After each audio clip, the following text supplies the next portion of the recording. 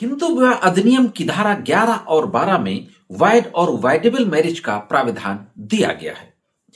Wide marriage क्या होती है, इस संबंध में मैंने काफी पहले एक वीडियो बनाया था। अगर आप डिटेल में देखना चाहते हैं तो आई बटन में आपको वीडियो का लिंक मिल जाएगा, उसको क्लिक करके आप देख सकते हैं। आज का जो सवाल है जिस पे आज के वीडियो में डिस्कस करेंगे वह यह है कि क्या ऐसी मैरिज जिसको नल एंड वाइड डिक्लेयर किया जा चुका है, जिस विवाह को शून्य घोषित किया जा चुका है, क्या उस मामले में 498A आईपीसी की कार्यवाही आगे बढ़ाई जा सकती है? क्या शून्य घोषित की जा चुकी शादी में महिला के साथ हुई क्रूरता 498A आईपीसी के तहत अपराध माना जाएगा? साथियों, इसी तरीके का एक मामला केरल हाईकोर्ट पहुंचता है और अभी 14 जनवरी 2026 को केरल हाईकोर्ट की एक बेंच के द्वारा बहुत ही जबरदस्त फैसला सुनाया जाता है। तो दोस्तों, मैं करीम अहमद सिद्दीकी एडवोकेट एक बार फिर हाजिर हूं आपके बीच में अपने YouTube channel legal and social awareness में केरल हाईकोर्ट के इसी महत्वपूर्ण फैसले की जानकारी के साथ। तो बहुत महत्वपूर्ण जानकारी है। अगर आप किसी भी तरीके से कोर्ट कचहरी से जुड़े हुए हैं तो ये जानकारी आपके काम आएगी। आप लॉ स्टूडेंट हैं या आप जूनियर एडवोकेट हैं, आपने अभी अभी कोर्ट में प्रैक्टिस शुरू की है, तो भी ये वीडियो आपको देखना चाहिए। तो साथियों, जुड़े रहे आखिरी तक, देखते हैं कि पूरा मामला क्या था और केरल हाईकोर्ट के द्वारा फाइनली किस तरीके का फैसला दिया गया।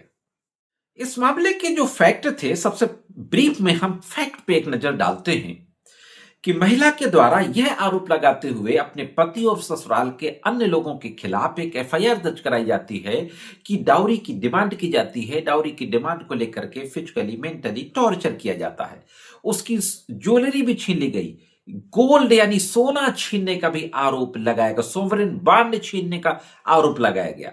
498A आईपीसी के तहत एफआईआर दर्ज हो जाती है। एफआईआर दर्ज होने के बाद मामले में इन्वेस्टिगेशन शुरू होता है।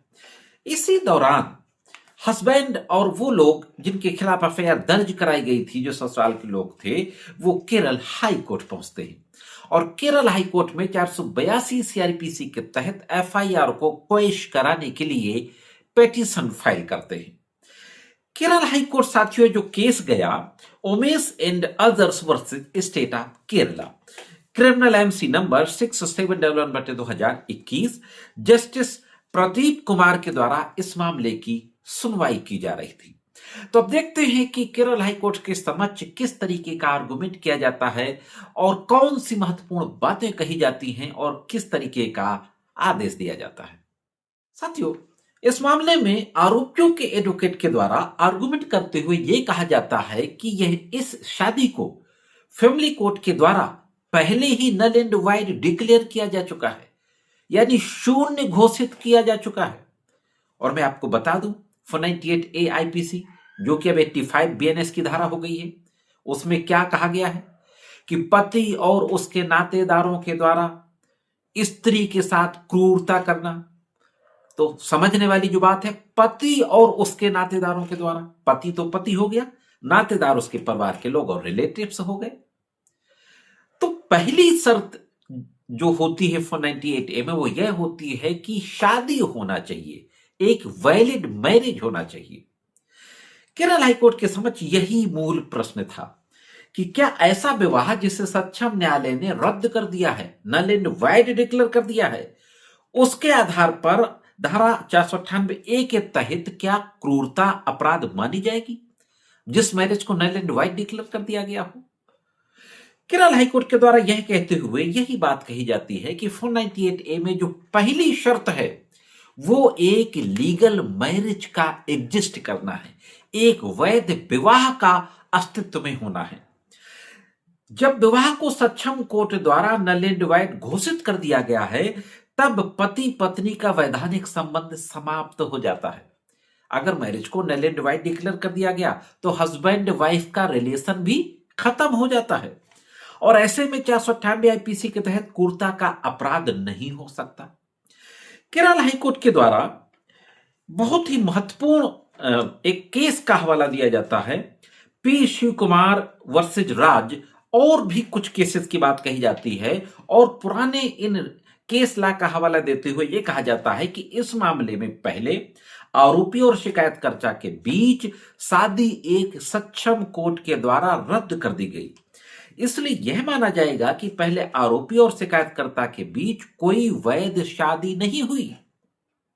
जब marriage null and valid declare कर दी गई तो कोर्ट ने कहा कि यह माना जाएगा कि जो शादी हुई थी that was not valid marriage, वो एक वैध शादी नहीं थी।